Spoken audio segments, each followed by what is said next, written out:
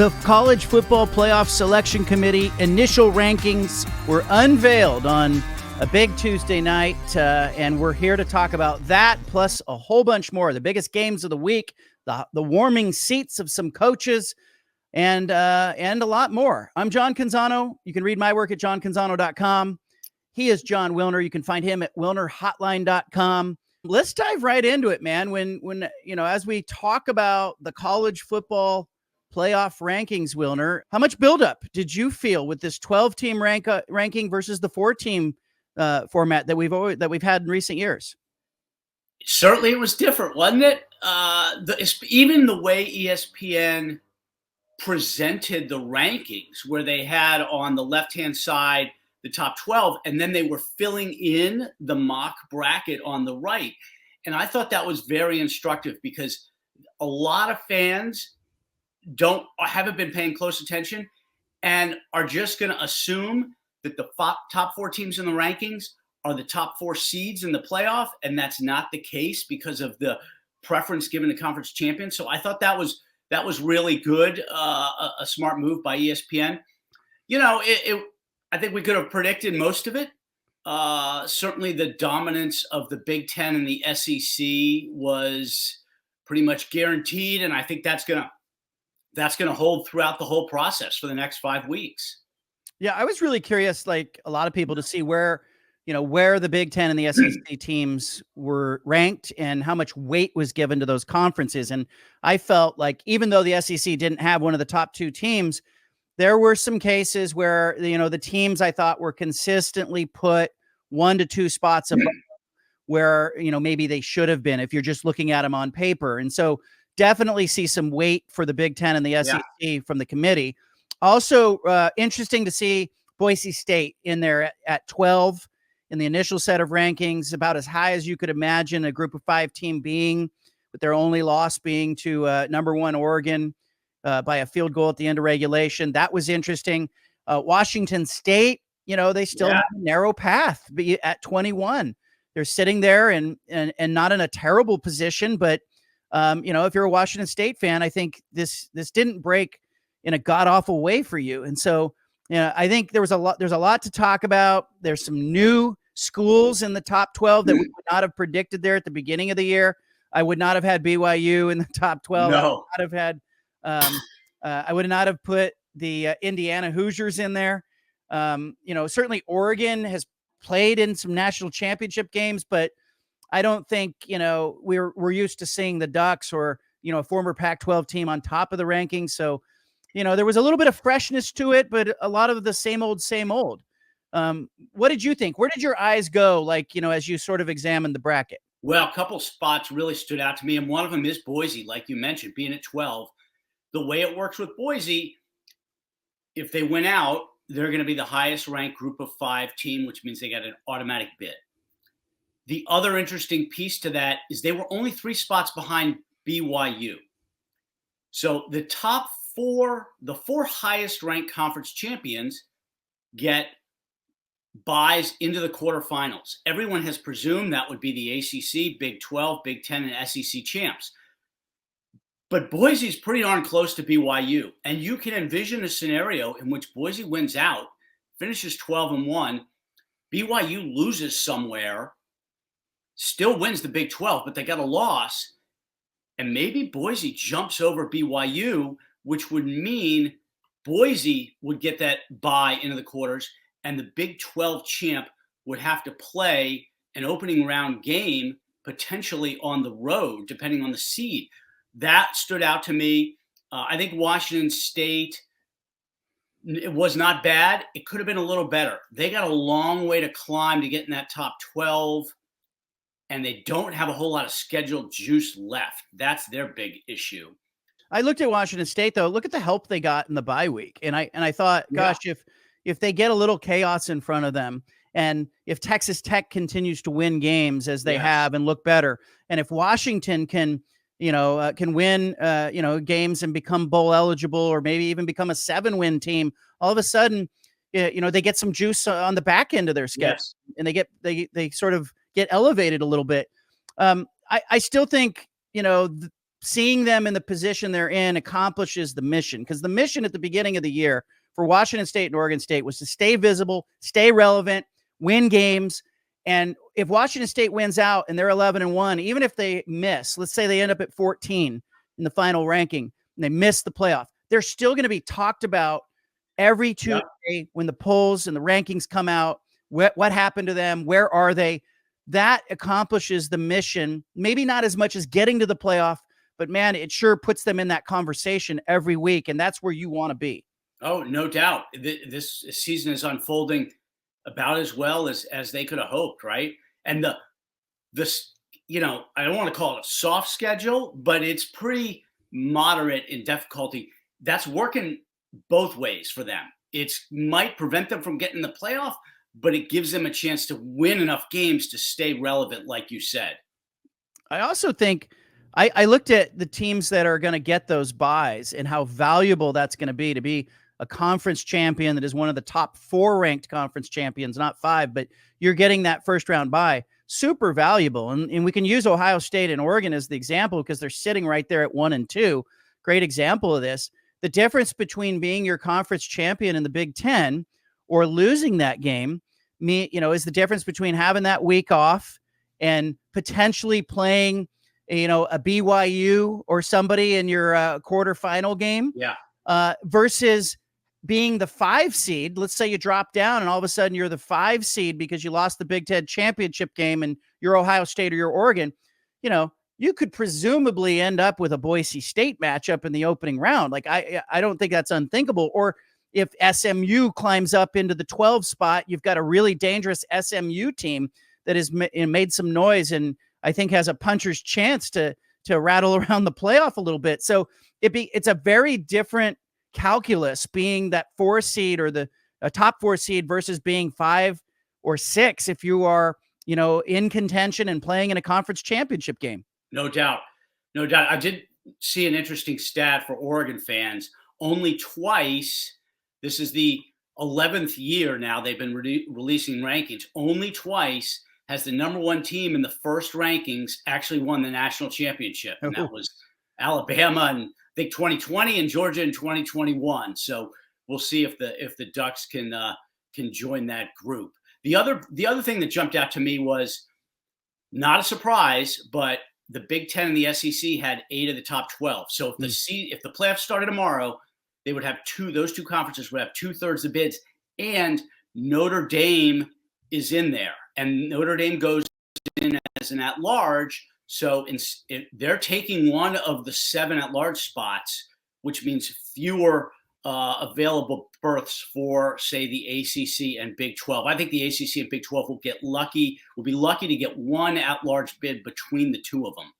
I also think, you tell me what you saw here, but the committee, as they put Oregon and Ohio State 1 and 2, you had a great tweet that, Oregon's 1, Ohio State's 2, Georgia's 3, and Greg Sankey's on line 1. I love that.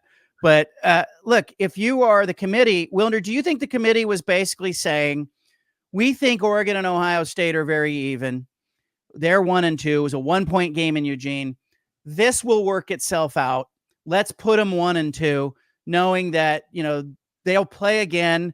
They get to the Big Ten championship game and somebody's going to win that game. And then an SEC team will slide into the 2nd spot. I kind of saw it that way, although nobody will say it. No, I think there's definitely something to that. Their actual explanation from Ward Manuel, the committee chair, who's the AD at Michigan, was that Ohio State's loss at Oregon is a better loss than Georgia's at Alabama. I mean, you can make that case. I kind of view them as pretty much the same. I mean, losing in Tuscaloosa is not exactly a bad loss, but you can make that case. And yeah, it'll work itself out. They have got to avoid the mistake. They made a big mistake last year by boxing themselves in with how they handled Florida State. Right. I think it was the penultimate rankings. They got to avoid boxing themselves in, not only with the 4 versus 5, which is the differentiation between the opening round bye and having to play, but also boxing themselves in with, say, 10, 11, 12 versus 13. It'll be interesting to see how how much foresight they use with the rankings as we get deeper in November. Yeah, I couldn't help but think about matchups and who does the number one team have to beat to get to the title game, and the Rose Bowl being that quarterfinal game for the Big Ten champion puts a lot of pressure, I think, on that Big Ten championship game. I also, noted that Ward Manuel, the chair committee, one of the first things he talked about was strength of schedule. Yeah, he starts talking strength of schedule. Now they've mentioned strength of schedule before, but they hadn't made it that overt. Like, here are the strength of schedules. They even put the graphic up on the screen on ESPN while he was talking.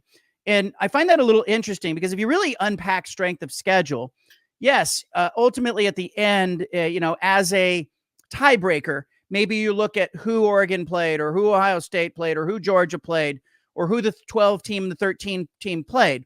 But the data and analytics people will tell you that strength of schedule is very easily manipulated, that you can manipulate strength of schedule and that you can make it say what you want it to say by lining it up as home games, road games, wherever you weight it. And so I find it interesting that, the data and analytics people will say that strength of schedule is not a great tool if you're trying to evaluate how good a team is, because you only control who's in front of you and who you're playing.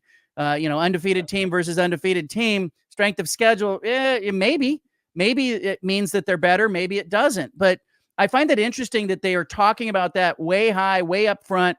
Felt to me like that was a nod to Greg Sankey and Tony Petitti, who yes. have the commissioners of those two big conferences, who have talked about valuing strength of schedule. I think the committee was trying to say, we hear you.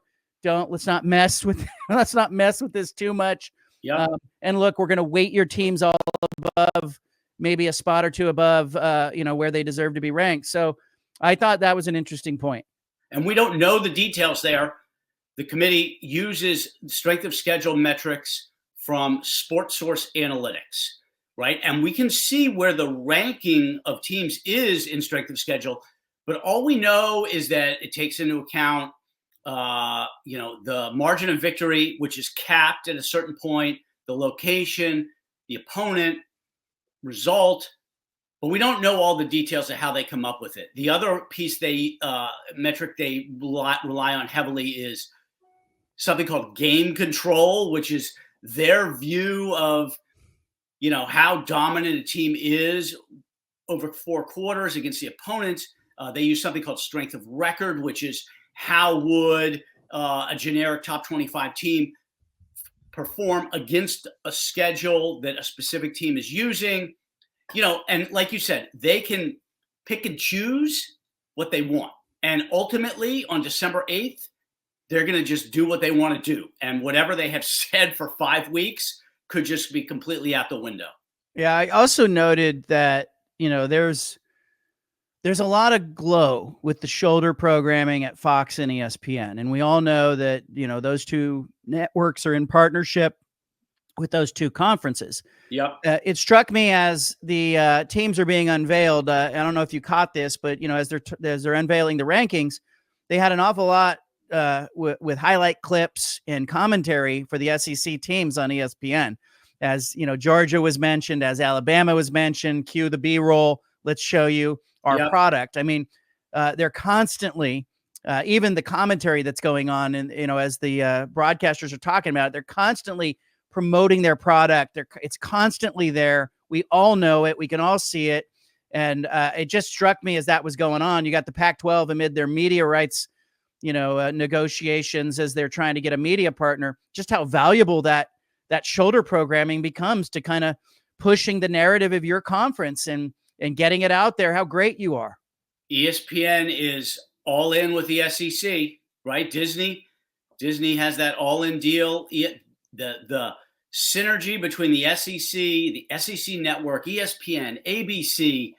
I mean, it is a machine. There's no doubt, to a much greater extent than Fox's machinery with the Big Ten, right? The Big Ten network, the Big Ten, Fox doesn't compare, in my opinion, to the influence that ESPN has over the sport. Yeah, and it's evident. So just, I would tell our listeners and our viewers, if you're watching this on the YouTube channel, you should be subscribing anyway. But, look, pay attention to that. as these rankings come out, listen to what they're saying. What is Reese Davis saying about the SEC teams and the Big Ten teams? The highlight clips that get cued as they're talking about it. Maybe I'm looking for it a little bit, but I noted as they announced the top 12, they, highlight B-roll for Alabama, B-roll for Georgia. It was ESPN had it ready and waiting to fire. No, that's a great point. We'll keep an eye on that as the next rankings come out. We're going to talk a little bit later in this episode about the biggest games of the weekend, sort of the implications on all of that. But before we get to that, can we get to a little bit of news in the Pac-12 footprint? Washington State and Oregon State football schedules for 2025 got released. Immediately, you see home and home series. They're playing each other. I don't mind that in a one-off 1 year. It's a quirky thing. You're both putting together independent schedules. You couldn't get the games from the Mountain West because the Mountain West locked up the calendar in the last month of the season, wouldn't allow their teams to play Washington State and Oregon State. But Washington State is playing just about every conference in America. And Oregon State is saying, look, we got great home games. We got 7 home games. And because we play each other twice, we get an extra bit of inventory to sell to a potential media partner. What were your takeaways as you saw the schedule come out? Yeah, well, first of all, I think and I'm probably on an island here, but I think that the new Pac-12 should consider home and home series during a regular season. I think they should consider having each team has a designated home and home partner every year, and you rotate that partner. So 1 year, Washington State and Oregon State would play home and home. The next year, Oregon State would play Colorado State home and home, and then San Diego State. Because it is going to be hard, even if they get to 9 teams playing 8 games, those non-conference games are going to be expensive. Yeah. And there aren't going to be as many good ones left because the SEC and the Big Ten are going to come up with this scheduling agreement between the two of them that will limit the inventory of games available against those two conferences. So I know I'm out there with that, but I think they should consider it. Well, look, I think you should look at everything, but I wonder what the data and analytics people would talk about when they say your strength of schedule if you're playing extra games crossing over. But because the conference isn't a conference of 16 or 18 teams, you might be able to get away with it. I also think it gives you more inventory because you're going to control more games. Yep. And then, it's not unprecedented. Like, Liberty playing New Mexico, in 2019, Dave Brown, the scheduling guru at College Gridiron, this had his fingerprints all over it. You could just see, Washington State and Oregon State had traded some games involving Wake Forest and Ole Miss. They also, they created 2 games out of 1 by getting a 2-for-1 out of those 2. They are crossing over and playing each other. These are things that Brown mentioned to me when I talked to him way back when Oregon State and Washington State were on an island and it was a table for 2. Could they schedule a season? Brown told me, look, there's a lot of ways you can do this. Clearly, they involved him in this, and it didn't end up mattering that the Mountain West Conference tried to lock them out of those games. I know that was viewed by the Pac-12 as petty, but the Mountain West has its reasons, and you're right. They're saving some money. They get the home schedule. It bridges them to 2026, which is the goal all along. I think there's 3 games against the Mountain West in total, but they've got the Sun Belt, Conference USA. I think there's a potentially American game or 2 against the American. I was looking at them. I got to say, to me, Oregon State's got the better schedule, right? They got 5 Power 4 opponents. I jotted it down. Oregon State's got Cal, Wake Forest, Texas Tech, Oregon, and Houston, whereas the Cougars have Virginia, Mississippi, and Washington, and that's it. So Oregon State, was pretty aggressive with scheduling some power conference opponents, and I think that it makes their lineup for next year just a little bit more appealing. But I don't know that there's a giant difference between the two. Well, when you look at Washington State's schedule, I think what they have to be selling is they play every conference, Wilner, except the Big 12. They have a game against every conference except the Big 12. So they really can say, hey, they're barnstorming and they're playing everybody. And they're going to go to some new places. They're going to play some new teams. It's got a freshness to it. I think the real fear was that they were going to end up kind of with the same old. Right. I like this better than paying $12 or $15 million to play crossover partnership games against the Mountain West. They saved themselves each school saved themselves several $1 million. Absolutely. Moving on, you and I are both hitting the road. We're going to the Holy War in Salt Lake City on Saturday. Late kickoff, 8:15 Mountain Time. It'll be BYU at Utah. I'm really excited to see this thing up close, and I'm more interested in the flavor of the rivalry and what it's like. Even though it's a down year for Utah, feels like there's always a little buzz around this rivalry. Yeah, I'm excited. I've never been to a BYU Utah game. Certainly, when I think we both initially started talking about going, right? Utah was doing a little bit better, but to me, there's still a ton of intrigue. In fact, the upset potential is elevated because of where BYU is. BYU, if Utah beats them, that is a huge blow to BYU's postseason chances, and also getting into the Big 12 championship game. I am very curious to see what the atmosphere is like compared to some of the other rivalries that I've experienced in the Pac-12, over the years. It seems to me like it's pretty heated, at least on social media and, just talking to people over the years. But what's it going to be like in and around the stadium? And that stadium's always a great atmosphere, especially for night games. The student section's tremendous. Yeah, Rice-Eccles Stadium shows up. I mean, that place is like a blender for a night game. I was there with Oregon several years ago. Oregon got ambushed coming in there, and Oregon was, a higher ranked team playing for a lot, and Utah just ambushed them. Was that the Mario Cristobal game? When Utah Britton Covey punt? Yeah, took the punt back, and just the stadium was shaking. I mean, I bet. It's just a remarkable place to see a game. But look, if you would have told me one of these teams was going to be in the top 10 in the CFP rankings, I wouldn't have argued with you at the beginning of the year, but I would have thought it would have been Utah. So I feel like this is the Utes season. As much disappointment as they had, the Cam Rising distraction, Andy Ludwig leaving as a coordinator, Utah's season comes down to the Holy War. It comes down to Saturday night. And if they win the Holy War, I think they walk away with a shred of hope and optimism about the rest of the season. Or if BYU blows them off the field, then not. So I feel like this is Utah's Super Bowl. BYU better be ready for it. Oh, for sure. And just getting the bowl math right, Utah needs the win to get to 6 wins. I like the fact that the Big 12 gave both teams an extra week to prepare, right? No competitive advantage either way. Both teams should be as fresh as possible at this point in the season with regard to injuries. It's a page out of the SEC's playbook. They always give Alabama and LSU a week off before their rivalry game. So that, to me, that increases the chances that we're going to see a really good game. Yeah. And we'll see how Utah does with the quarterback situation. New offensive coordinators had a chance to get a little bit of time with the group over the bye week. And we'll see if BYU needs another miracle like they had a couple weeks ago against Oklahoma State. Yeah, and look, I don't love the kickoff time. Ooh. I don't love that it's going to be cold, but you start to line up kind of some of these peripheral factors, like, the extra time off, I think benefits Utah trying to get an offense and a quarterback ready for, to whatever game plan they have. The game being at Rice-Eccles, it being a late, weird kickoff where weird things happen. I won't be surprised with anything that happens on Saturday in Salt Lake City. Pivoting a little bit more, we got some coaches out there, notably USC and Lincoln Riley, maybe Arizona, little Brent Brennan, who are taking some public heat. Who's on the hot seat? Anybody on the hot seat in your mind, Wilner?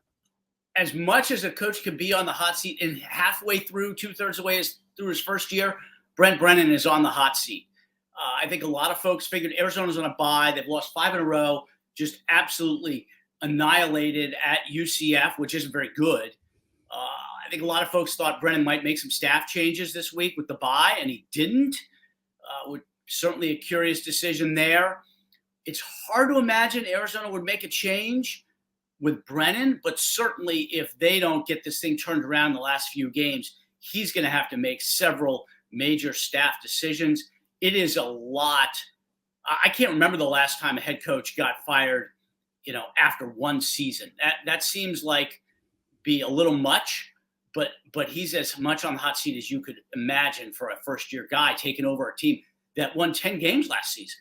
Yeah, I think under the microscope, but I'm pumping the brakes on the hot seat there because I think you got a couple of factors going on in the background that you can't ignore. You can't ignore that, anytime there's a coaching change in this transfer portal NIL era, you've got just, it's like all these bodies moving, changing schools. I think there's too much commotion. I think it's incredibly difficult. Kenny Dillingham went through some of this at Arizona State last year, where he went 3-9, and look at paid dividends by sticking with him, staying the course. I think there's some evidence out there that suggests, hey, stay with the guy. Don't overreact in year one. I get it. The fans are upset. They don't like the way they're losing. But look at Arizona State's season last year. They were competitive in a lot of games, but this is your rival. Look over there. There's a great example of staying the course, sticking with a guy, supporting it, and the growth you get in year two. I also think there's going to be some schools out there, Wilner, with this house settlement and all of the uncertainty of realignment that are going to pause on maybe making changes amid all of that. Like, I think there's a lot of other things that have the attention of athletic directors. How are they going to fund all these other sports? Yes. How are they going to tier their Olympic sports and, scholarships all the way in, halfway in? What are they doing? I don't think you want to also be holding a coaching search and looking. So I think Brennan will get a little more of a wider berth here and a chance. The guy that I think who's got a real warming seat, even though they'd probably owe him about $88 million, is Lincoln Riley and USC. Jennifer Cohen, man, she's got to be like just slapping her forehead going, I'm dealing with a child here who is acting like a petulant teenager when it comes to the way he handles media or how defensive he gets. And he's just struggling. And this isn't the first year of his struggles. He's 2-5 in conference play at USC this year, but he was 5-4 a year ago in the Pac-12. It's not like this is new for Lincoln Riley, but that might be too much money, Wilner, to make a change. USC's got a lot of money. Private school, a lot of big donors. Do they have that much? Yeah, that's a great question.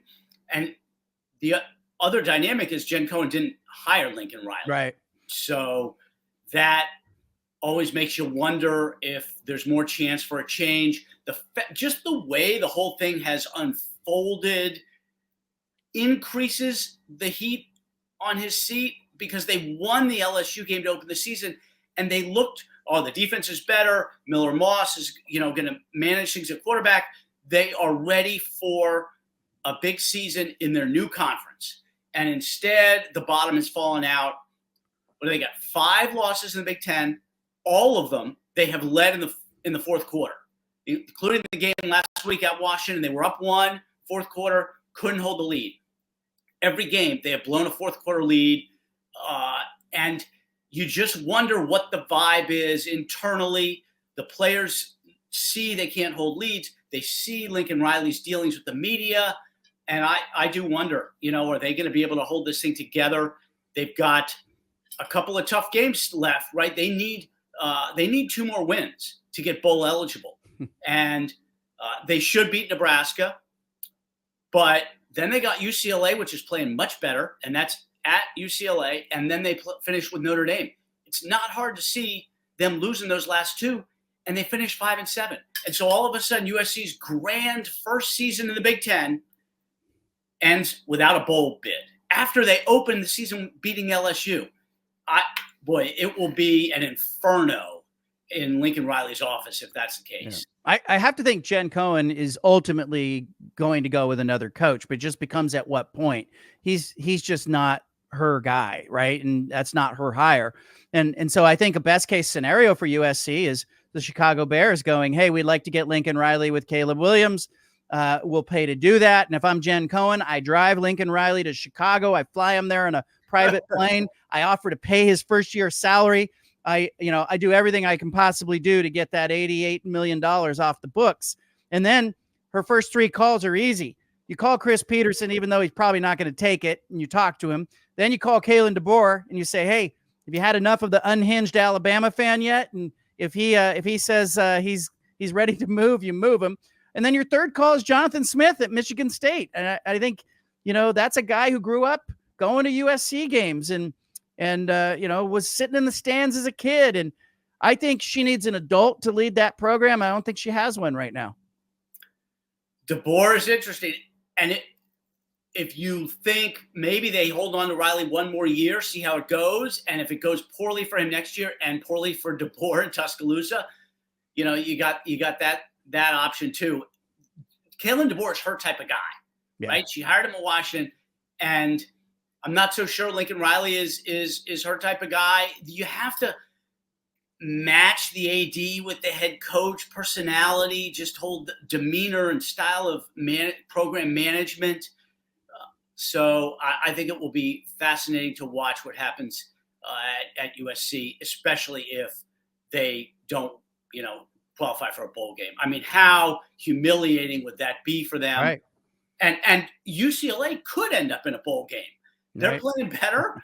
It's not unreasonable to think UCLA gets in a bowl eligible after their terrible start, and USC is home for the holidays. My gosh, what a story that would be. I think she'll have a hard time selling, hey, somebody's buying out his $88 million, because the whole reason to go to the Big Ten was that extra money. Now, you're just giving more than a year's of your media rights money to get out of that mess that Mike Bone created, her predecessor. So I think he gets one more, and I think that lines up better.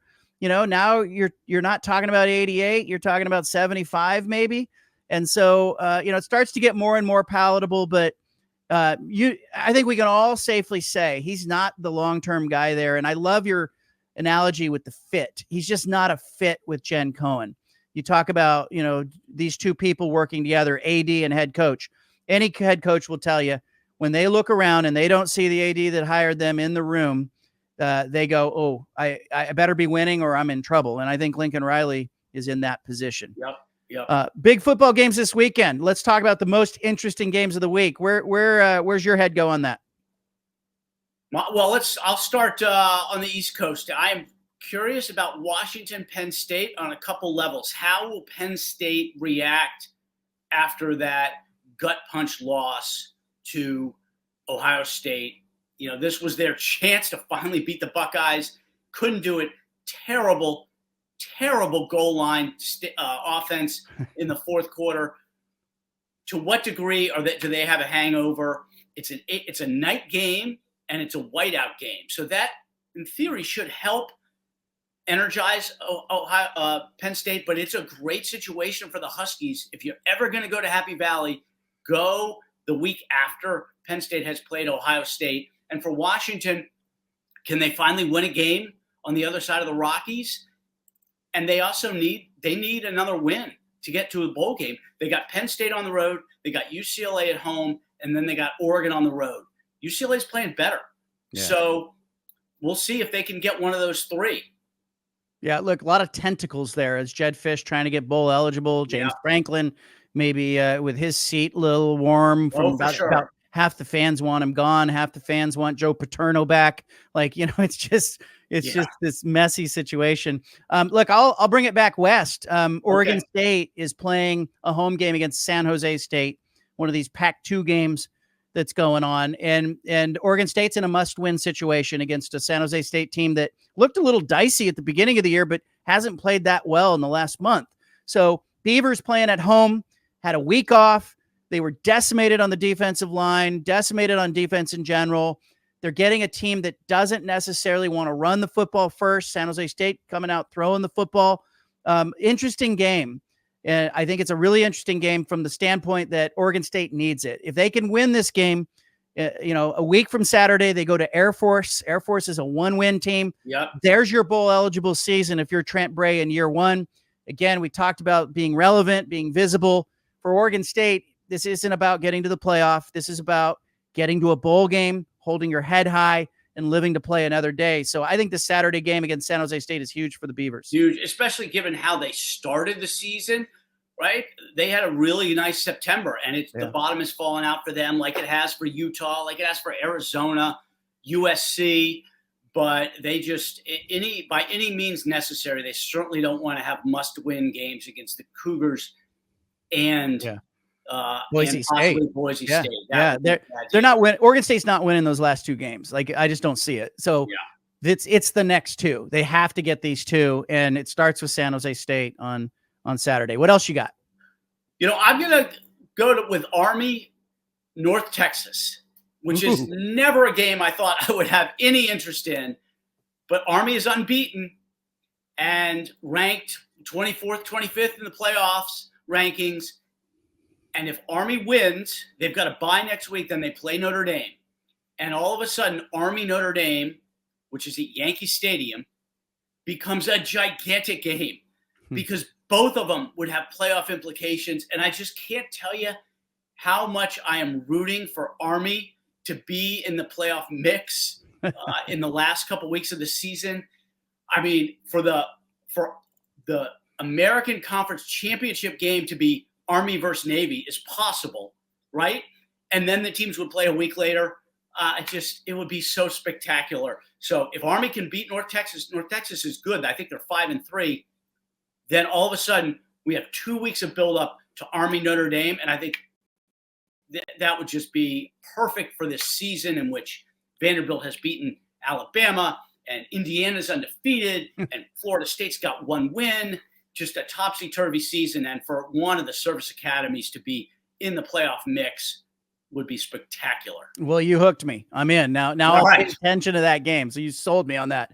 Look, for my second most interesting game of the week, I'll come back to the Holy War for all the reasons we talked about. I think you have to pay attention to what BYU is doing, given where they're ranked.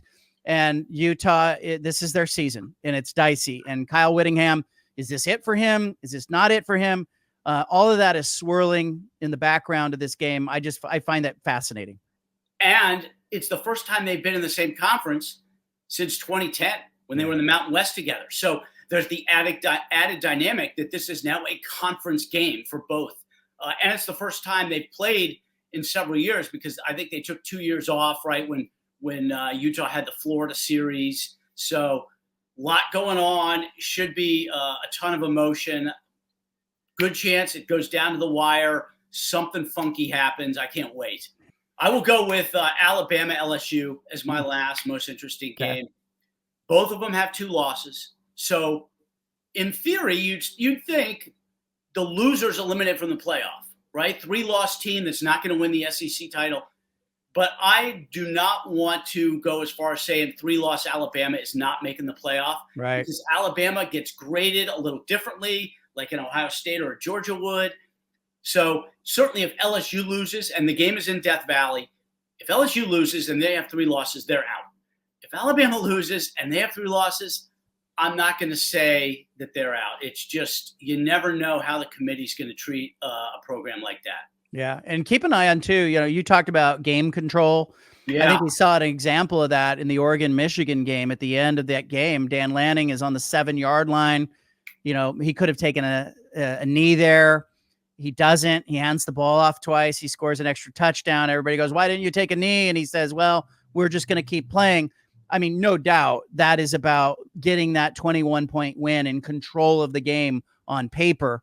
Road game in Ann Arbor, 21-point win. I think we're going to see a lot of that, Wilner, down the stretch here in these games. It's not, you talk about Alabama having 3 losses. It's not just 3 losses. It's how do you lose?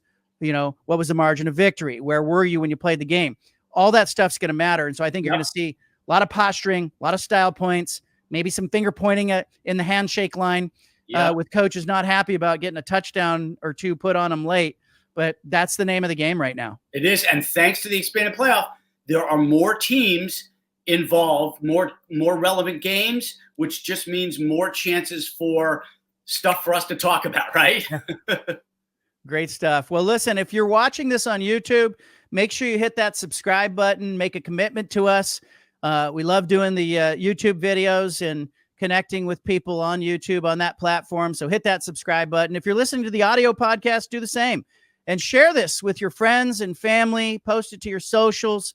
We're back next week with an all new episode. We'll both be in Salt Lake City this weekend. Who knows what happens with BYU and Utah, and another release of the playoff rankings coming out next Tuesday. So a lot. I will have my parka on. That's for sure. That's right. Thanks, everybody.